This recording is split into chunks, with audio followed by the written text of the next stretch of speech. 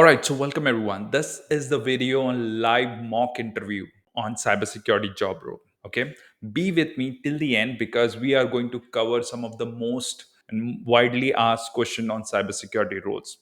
We'll be covering this kind of a mock interview session almost in every week. For now, let's get started. And before we do that, make sure you subscribe the channel. Stays, Sorry. so that it has its integrity maintained throughout its journey. Whereas in encryption, we encrypt the data and we change its characters to form a non-readable format, and we have that same data transferred over the network. And on the receiver end, they use the decryption techniques to decrypt the data so that it comes back to the readable format. So basically, hashing and encryption are both cryptographic techniques. The only difference between them is encryption is reversible. Whatever techniques or whatever algorithms that you use to encrypt the data, you can use the same techniques to reverse back and use it again to form a readable data. Whereas in hashing, it's non-reversible. Once you generate the digest, it's only used for checking and verifying its integrity. Wonderful. Thank you, Rajesh. I have few questions for you, Weber. I mean, Yeah. okay, can you give me some examples of algorithm for hashing and encryption if you have in your mind? For hashing, we use SHA-1, SHA-265, and there is MD5 hashing algorithm as well. And for encryption, there are two techniques majorly used in industry, which is symmetric and asymmetric encryption. For symmetric, we do have AES and DES. For asymmetric encryption, we do use RC4. Oh, okay. So in AES, do we have how many types of AES we have? You have any idea about it? Sorry, Rajneesh, I don't have any depth idea about the types of algorithms that No we have worries. in AES. Okay, so I remember you told me that hashing is irreversible. Encryption is reversible, right? So Yeah. why are we using hashing then? Why can't we simply use encryption everywhere? And second question is, where are we using hashing exactly?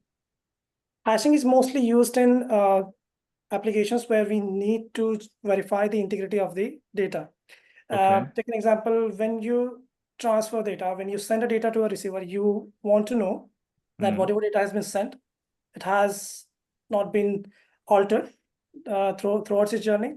Whereas in encryption, you can simply encrypt the data, you can make it non-readable, but any attacker who possesses risk and try to decrypt the data while it's in journey or while it's transit, which is, take an example, if you have a man in the middle attack. So if an attacker has a key, he can decrypt the data and he can actually alter the data, which means he have an access to data.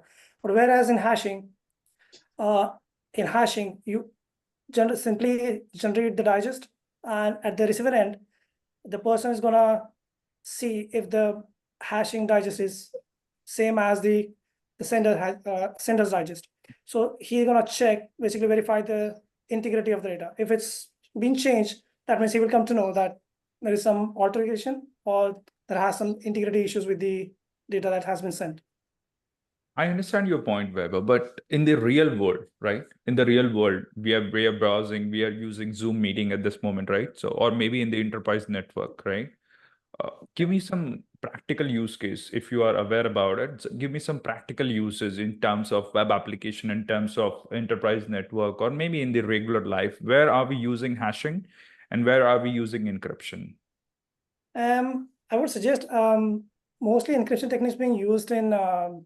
Take an example, if you want to send some files on network. Take an example, if you want to send an email or a private email to some organization, or like having some private communication, or like an email application.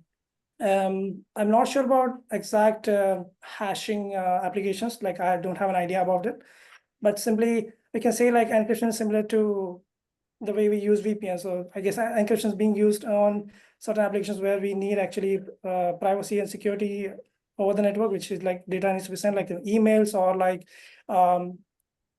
you're having like a private conferences or like meetings. Got it. Got it. So that completes our first answer, and you did it very well. Good job, I must say. I can say this now as an interviewer because the question is over. Okay. Usually interviewer never say that. Okay. Yeah, that's so right. now let's talk about, let's take some time to have a quick discussion on it. And okay. So Weber wonderfully explained about hashing and encryption. That was pretty good. Now let's have a few more understanding about how exactly it works. So I hope everyone know about CIA triad, and I think I should not really explain you in detail because I think we'll be having a question on it. So that's a leak for now. But understand this, hashing is used to maintain the integrity, as Weber said as well, and encryption is to establish the confidentiality between two parties. I guess you all are using WhatsApp. So when you open a chat with anybody, you see a message saying that end-to-end encrypted. That's all possible because of encryption. Now, my question was, the last question was, what is the real world application of hashing? Okay. I guess all of you hear a news that, LinkedIn database to, 10 million user database got compromised. Zero Dot database got compromised. This company, Airtel or Walmart database has been compromised. So what exactly happened is, what's there in the user database? It's your username and password, right? So when the news comes in saying that this many user database or credentials got compromised, they actually says that the username get compromised, okay, and actually the hash of the password get compromised, okay. The real password is never get revealed, it never get breached, okay. So what really happened is, hashing is used in storing the user credential in the database. That's one of the applications. So what happened is, let's say you have an account on Walmart or maybe Amazon. Okay. So what happened is, your username is stored or your email account is stored in the plain text, but your password is stored in the hashed format, maybe any SHA-256 or any hashing algorithm. So with that, it is stored in the hash. So even if the hacker get this value, it will be gibberish. It won't be actual data. So that's the reason we need irreversible. Why we use hashing? Because we want to keep it encrypted. We want to keep it, encrypted data, but we don't want to decrypt it back. Otherwise, the hacker can also retrieve the data, right? So we don't want that to happen. That's why in terms of storing the data securely, we use hashing. But rest of the world, maybe you want to transfer a data, maybe from one computer to another computer. We use AES-256 as a better security, or maybe it's a branch office. One branch office want to talk to another branch office over a VPN or IPsec VPN. This is a very commonly asked question as well. We use IPsec VPN. That's where also we use encryption. Or maybe any file transfer. Maybe let's say you are a user and you want to access google.com that's sitting on a web server, you use encryption. Or maybe your mobile phone, you want to send a message to another mobile phone over Telegram or maybe on WhatsApp. It's any similar kind of a chat, you use encryption. Okay, so this is the real world application. But Weber, you did very well. I think this is the way we have to learn that how to answer on any interview question. Whenever you are answering any question, try to make sure it is in detail. Don't try to be very specific about, okay, yeah, this is hashing. Okay, yeah, this is encryption. Just be very much detailed when you are elaborating this point. Okay. So I hope this is clear for everyone. If it is clear for everyone, just say clear in the chat. Say clear in the chat, everyone, if you are clear with this question. Let's move to the next question. This is for Pragya. Pragya. I hope I'm pronouncing your name correctly, right? Yes, sir. I can listen you, sir. Okay. So Pragya, this question is for you. What is the difference between vulnerability, risk, and threat? Are you comfortable in answering this? Yes, sir. Okay, please go ahead. Uh,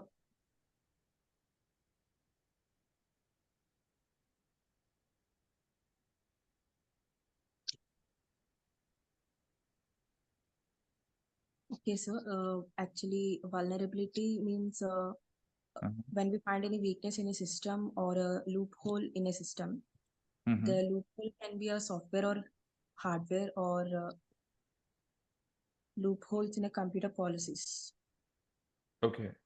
Threat means threat is an opportunity created by vulnerability. It is nothing but just a possible of an attack. Whereas risk means it is the potential data loss or consciousness which happens after an attack. Okay. Okay. So that's your answer, right? Yes, sir. Okay. Can you give me some examples for vulnerability?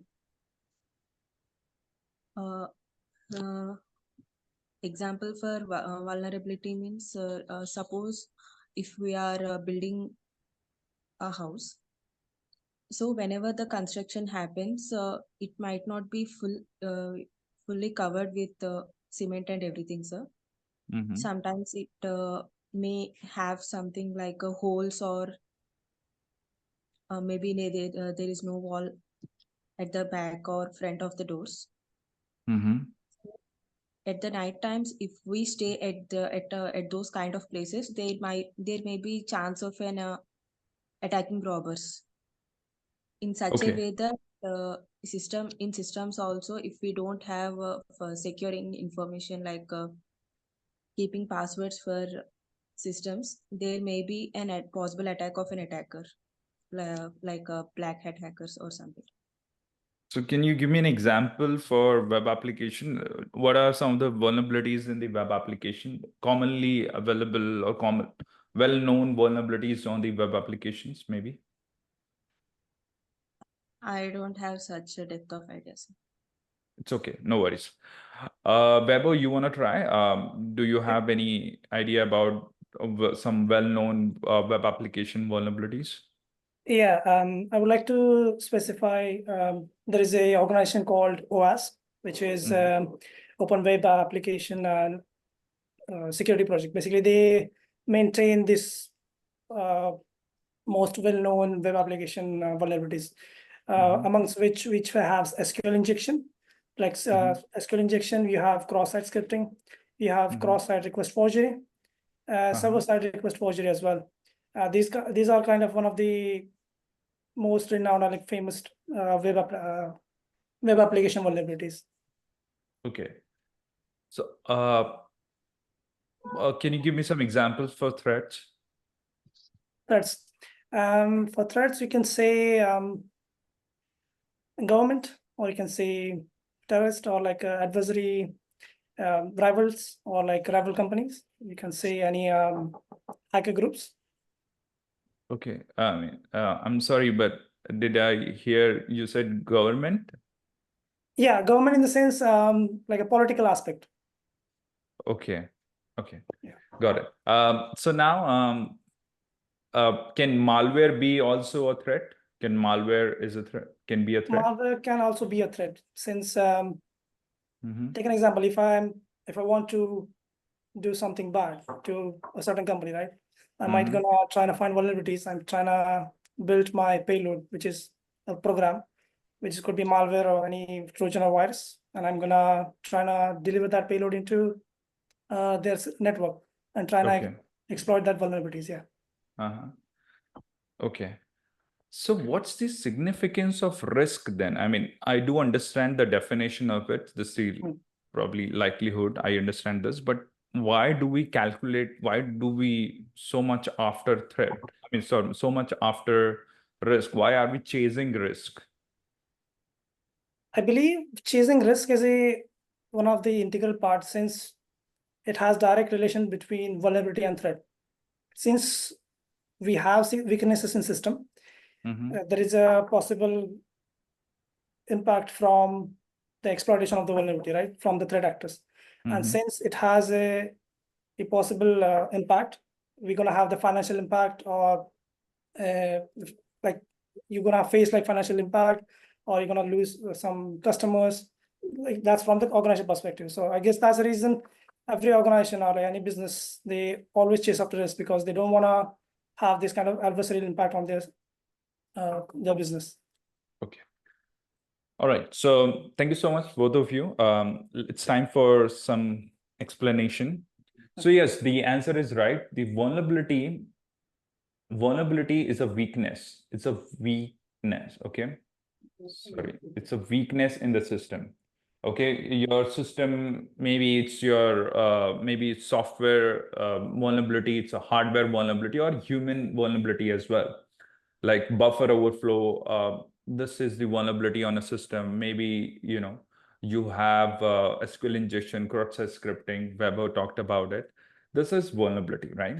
Threat is anything which has a potential of damage.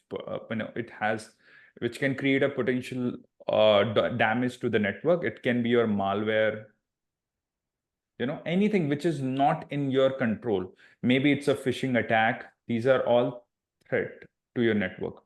Or even from the security point of view, cyclone is also a threat, because if that happens, your server will not be available. So don't think that only programs or malicious thing can always be a threat. Okay. Then we go for risk. Why we have to talk about risk? Because see, the point is, everything in the world runs because of numbers, because of monetary value, right? You need to secure your network. You need to justify why you need money from the company. You need money to deploy security solutions, right? And you are security professionals, but you need to justify your manager or your CEO or CIO or CISOs about why you should go for the security solution. They are not security aware. They don't have any security context. So you have to create a sort of a risk parameter. You have to deliver sort of risk value to them, so that they understand, okay, this has a huge risk. I should really invest money into it. That's the reason you actually go and you actually calculate risk. So risk is calculated by vulnerability. It's a formula. The simplest formula is vulnerability into threat. Okay. And some organization goes in the number, in the quantitative risk. So you come up with a number, maybe the risk is 9 out of 10, or some organization go with low, medium, high. They say, okay, it's a high risk. So you have to look into this risk and you have to implement some kind of security solution. So most appropriate formula to come up with the risk is the likelihood of the attack. Likelihood of the attack, that what's likely the attack will definitely happen, and into the impact of the attack. Okay, impact of the attack. So likelihood that last year it happened with us, so it might happen in the next year, or maybe this happen this year as well. Likelihood that this happen in one of the organization in the same industry, it might happen with us. Impact is, let's say, if your web application server or your web server get offline or get impacted, even for an hour, we lose $10,000, right? So that's the impact. And based on that, you come up with a number. And if that number is high for you, then that risk is high. I hope this is clear for everyone. If it is clear, say clear in the chat.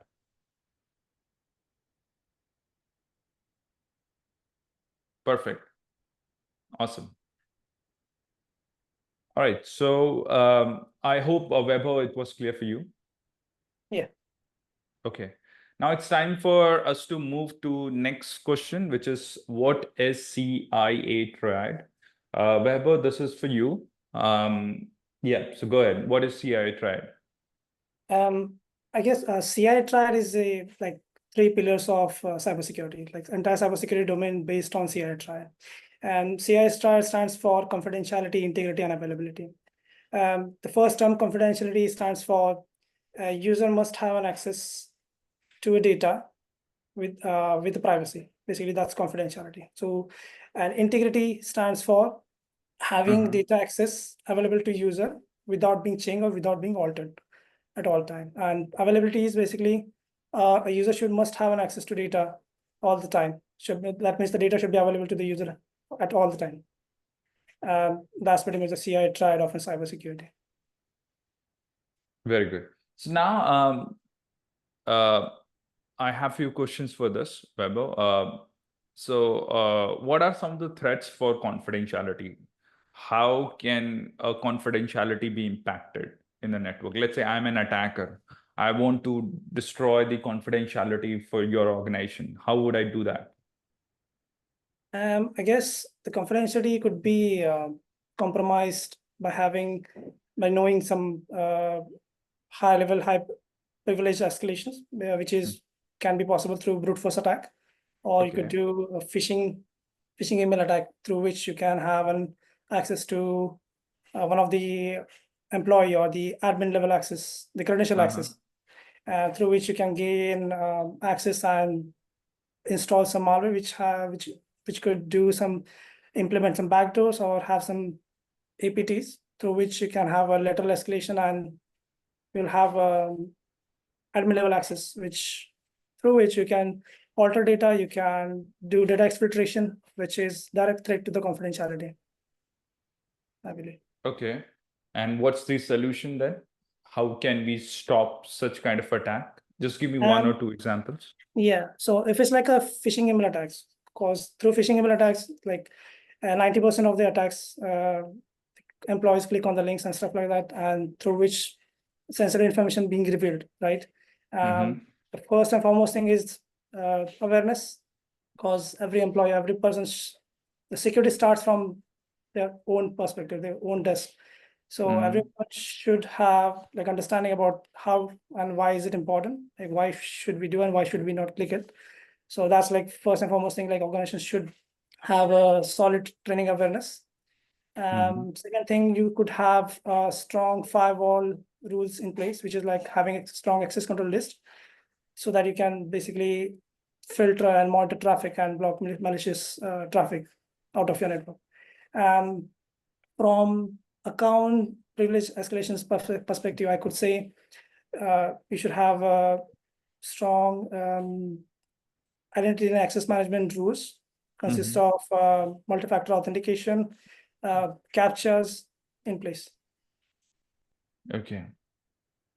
Let's talk about integrity then. I mean, so just give me an idea how the integrity can be maintained, I would say. What are the solutions to maintain the integrity in the network?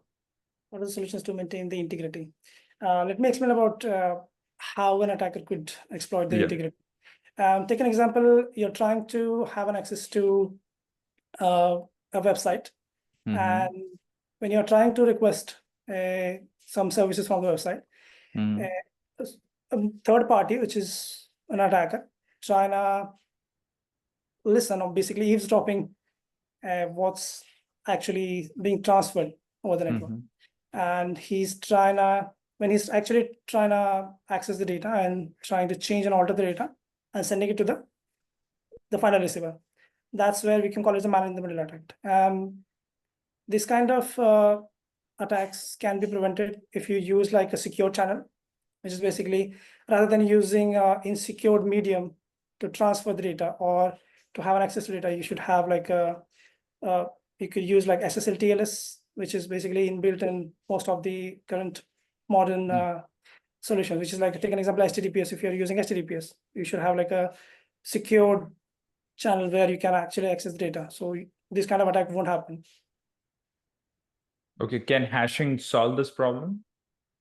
Hashing could solve this problem because hashing is irreversible, right? Since hashing is irreversible, hacker won't be able to know, or he won't be able to retrieve the information that he wants, right? So hashing could solve the problem because that could be one of the solutions. But there is also problem with hashing and encryption is if you are actually using encryption channel and trying to transfer data without using hashing, right? There's a high chance of possibility that if you're just simply encrypting data and sending it over.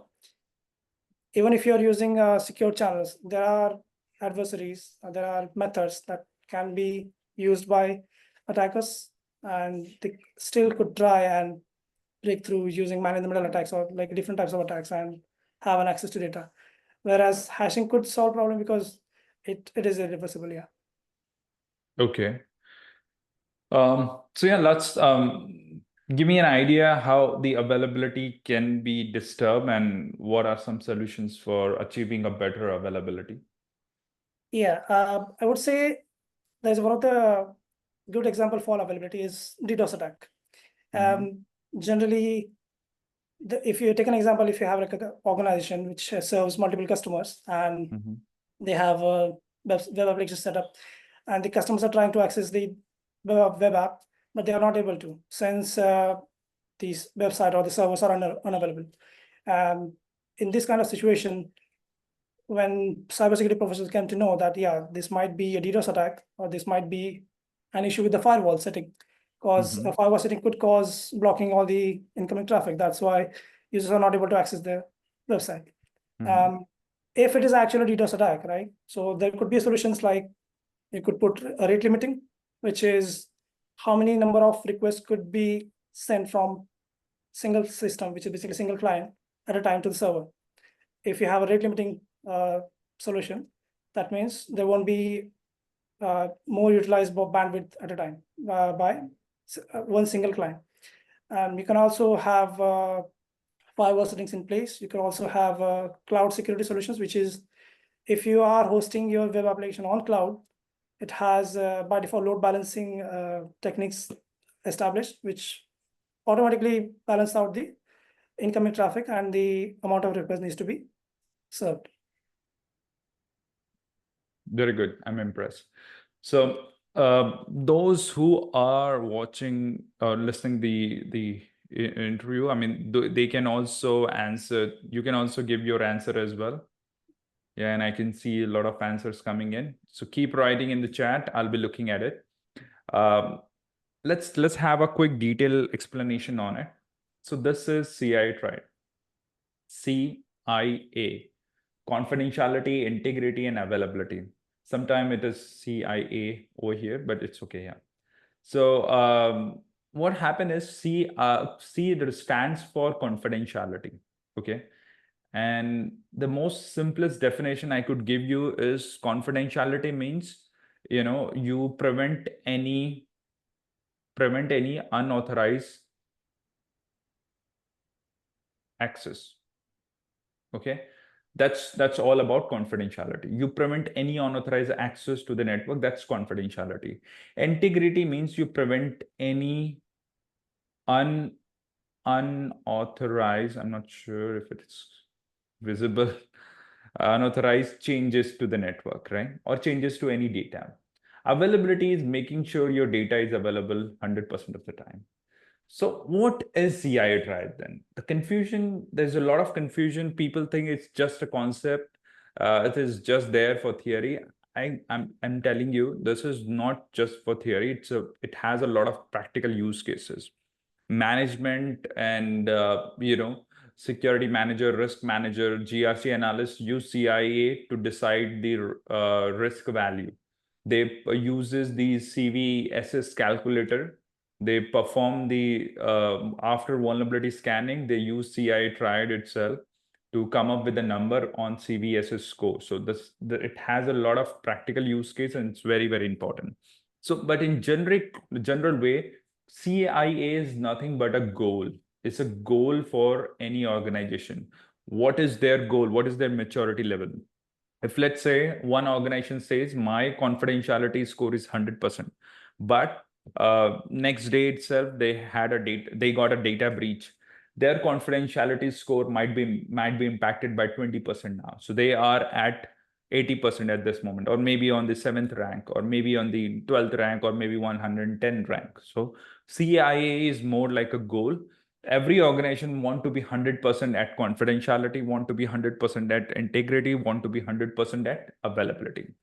So as Weber said as well, while I ask him a question, there are few challenges or a few threats to the confidentiality. What are those threats? It can be impacted by multiple things. One is the man in the middle attack. Okay.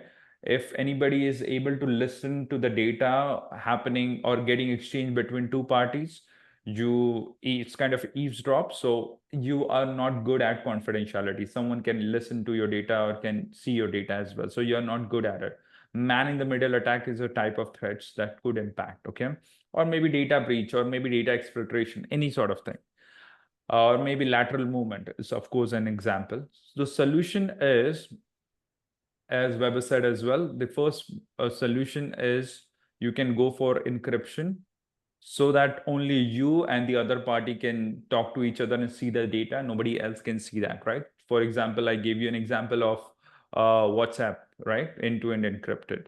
Second is the access control, IAM solutions, PAM solutions like Okta, Duo, Ping Identity. These are the better solution where you ensure only authorized people can access the data. You see this?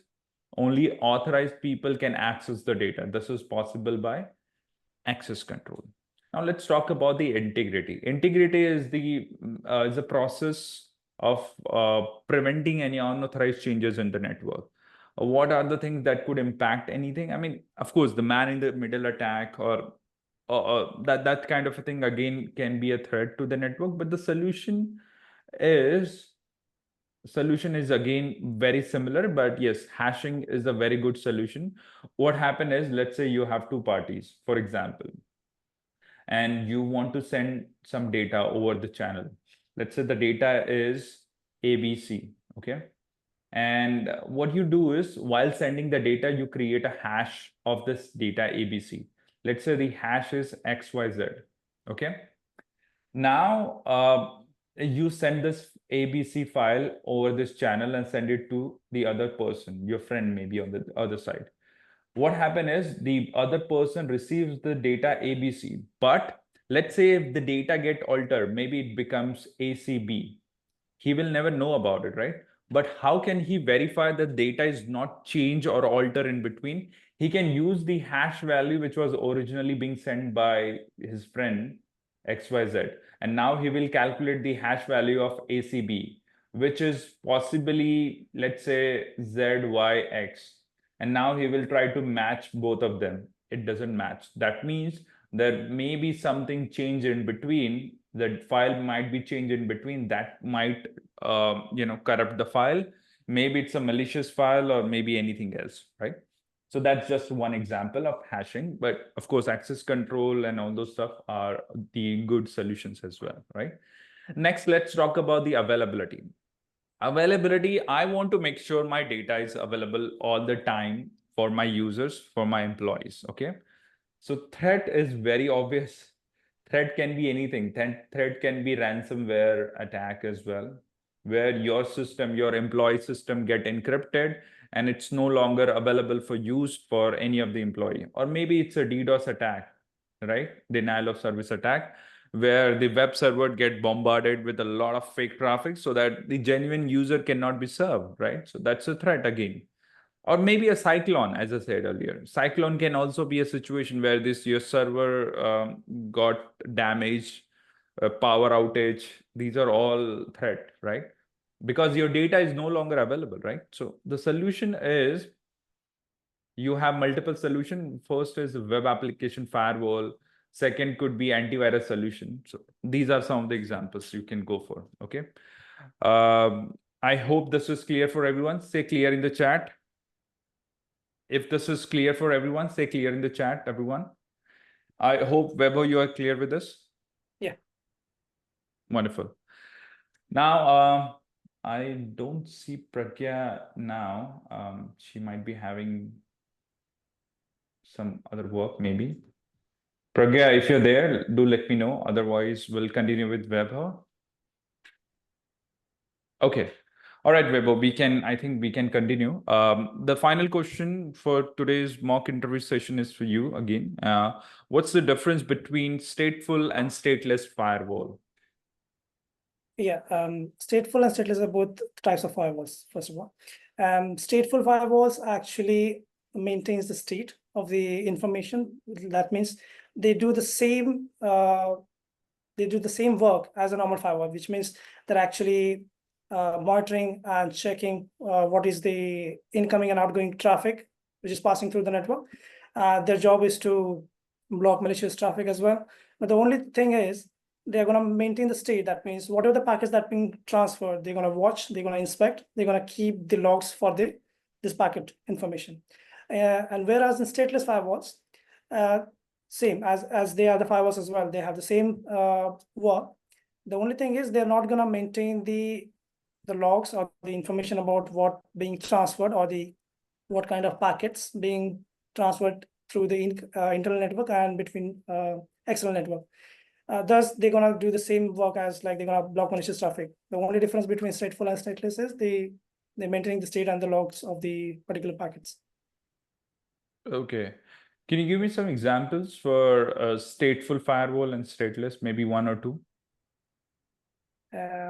I'm not quite sure about the practical applications about these both firewalls. Mm-hmm. No worries. Anybody else in the chat would like to answer this? Can anyone give me an example for a stateless and stateful firewall? Do let me know in the chat. But yeah, well tried. Thank you so much, Weber. It's time for a quick detailed explanation. Well, yes, that's 100% right. A stateful and stateless firewall, both are firewall, of course. Stateful firewall maintain the state of the packet. Let me take an example and let's understand in much more detail. And Weber, you can also participate. Let's say we have two machines, right? And this is cloud. And this is internet for sure. This is a server, maybe it's a google.com. Okay. We have a firewall here. Okay. What happened is, in case of stateful firewall, whenever any computer need to access the internet, what is the first thing that's supposed to happen? It's a TCP three-way handshake, right? That's how we know that it's a state is maintained. The state is all about sessions. Session is all about TCP three-way handshake, okay? Majorly about TCP three-way handshake. So whenever the first packet goes in, which is most likely SYN packet, okay?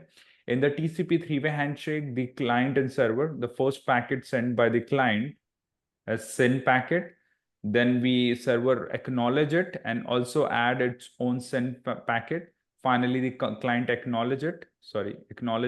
This completes the three-way handshake, and after that, the actual data can be transmitted. This is done to maintain a connection-oriented session. And basically, SYN is like, request message that, hey, listen, server. Hey, listen, Google, I want to talk to you. Google says, okay, I understand, but I'm ready to talk to you as well. That's why it is SYN and ACT, that he is also want to talk to you. And finally, client says, yes, I acknowledge this. Okay. So this is what called a three-way handshake or a session. So when the client first send the SYN packet, firewall open his diary somewhere. Okay. And in the diary, it's a kind of a table where it maintains this state, where it says, okay, client to Google, a state has been maintained, which is the SYN packet. Okay. Now this reaches to Google, and now when the response comes back, the firewall will first check if it is a response to the existing session or is it a new one. This is very, very important, guys. If it is a response to the existing session where firewall is expecting SYN plus ACT from Google to client, then it will be allowed. Okay. If it is SYN plus ACT from Google, it will be allowed for the same session. But if it is altogether a new session coming in, it will be dropped by the firewall. Okay. Unless you have an explicit rule created, where you have explicitly created a firewall rule that I'm ready to have an outside traffic coming in, where you want to let Google to talk to any of your user, which shouldn't happen in any of the world. But yes, it can be allowed only if you have an explicit rule for it. But this entire process is called state. You maintain a state of packet. So in a simple word, in a simple generic sense, stateful firewall maintain the state or a connection table in the firewall, where whenever a machine send the traffic to the server, it makes an entry into the firewall. And whenever the return traffic comes in, it verify if it is the response to the existing packet or is it a new one. If it is a existing session, it will be allowed. If it is a new one, it will be dropped unless there is an explicit rule for it. That's called stateful behavior. And because of this, it can perform the deep inspection. It can perform extra security layer as well. It takes time. It need to maintain state. It mean to look at every packet, perform a lot of activity. So it's slightly slow. That's the only thing. Now, currently, 80% of the firewall you see in the world, probably Palo Alto firewall, you see Cisco firewall, FTD 2100, maybe FortiGate, maybe Checkpoint firewall, Juniper SRX, all of them by default are stateful. Okay. Stateful was first invented by Checkpoint, but now it is being used by everyone. Stateless is the firewall where you don't really keep an entry into the table. It doesn't matter whatever it comes in. So how it is secure then? Well, you have to create a rule for every kind of traffic. In this case, in case of stateful, you only create a rule from inside to out. You don't have to create a reverse rule for it because it will be taken care by the firewall itself. But in case of stateless, you have to create a rule for both, client to server and server to client. So it's a lot of struggle. It's a lot of management hustle, cumbersome task. I want to give you an example for the stateless. It's simply, stateless. It's simply your router access list. How many of you have seen the access list? Or maybe Cisco, to be very precise, Cisco router access list. Access list or router access list doesn't maintain any state. It's a simple security rule. You have to create bidirectional access list yourself. Okay, so that's an example. You also have an example in AWS where we have security groups and network access list. So this is also another example. Why are we still using it? Because it depends. I mean, if let's say you have a huge traffic coming in onto the network, it makes sense to go for a network access list. But if you have a huge budget and most of the time enterprises use firewall itself because stateful behavior, but there are some instances where we use the network access list as well. But remember, stateful is more secure. I hope this is clear for everyone. If it is clear for everyone, do let me know in the chat. Vaibhav, was that clear for you? Yeah, perfect. So thank you so much, everyone. Vaibhav, thank you so much. I must say thank you. Thank you so much for participating in this mock interview.